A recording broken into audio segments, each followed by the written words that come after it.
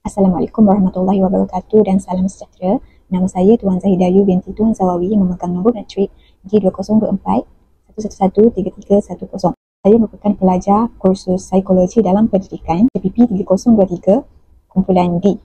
Dalam video ini saya akan menerangkan tentang topik strategi pembelajaran untuk pelajar berkeperluan khas. Baiklah, yang pertama, siapakah pelajar yang berkeperluan khas? Pelajar berkeperluan khas ialah individu yang mempunyai kekangan dalam aspek fizikal, mental, emosi dan sosial yang menyebabkan mereka memerlukan pendekatan pengajaran yang lebih khusus.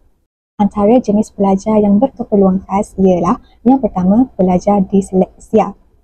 Disleksia ialah gangguan khusus dalam pembelajaran bahasa di mana seseorang individu itu mengalami kesukaran untuk membaca, menulis, mengeja walaupun tahap kecerdasan atau IQ mereka normal atau tinggi. Misalnya mereka selalu terbalikkan huruf. Contohnya huruf B dibaca D, was dibaca so. Mereka juga mempunyai ejaan yang berbeza untuk satu perkataan yang sama. Yang kedua ialah pelajar autism. Autism Spectrum Disorder adalah gangguan perkembangan neurologi yang menjejaskan cara seseorang itu berinteraksi, berkomunikasi dan mengawal tingkah laku. Autism sebenarnya mempunyai kepekaan jeria yang luar biasa. Ada setengah pelajar autism yang tutup telinga apabila mendengar bunyi yang terlalu kuat. Ada juga yang tidak suka disentuh. Yang ketiga ialah pelajar ADHD. ADHD ialah gangguan neuroperkembangan. Ciri pelajar ADHD ialah tidak boleh duduk diam terlalu lama.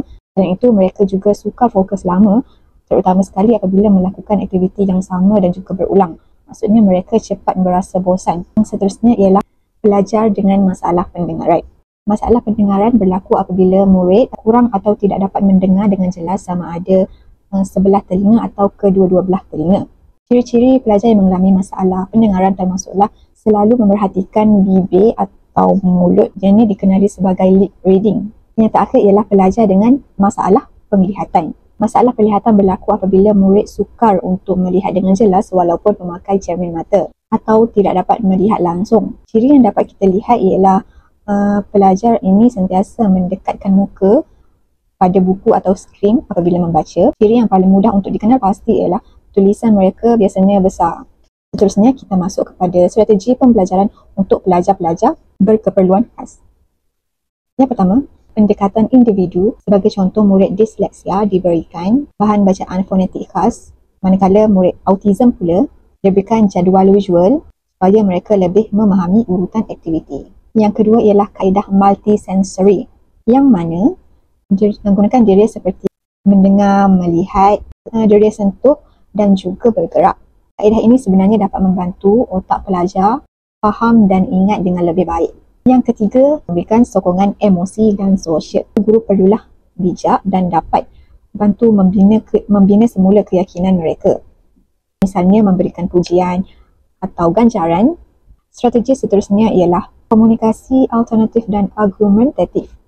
Kaedah ini digunakan apabila murid sukar untuk berkomunikasi atau bercakap menggunakan bahasa lisan.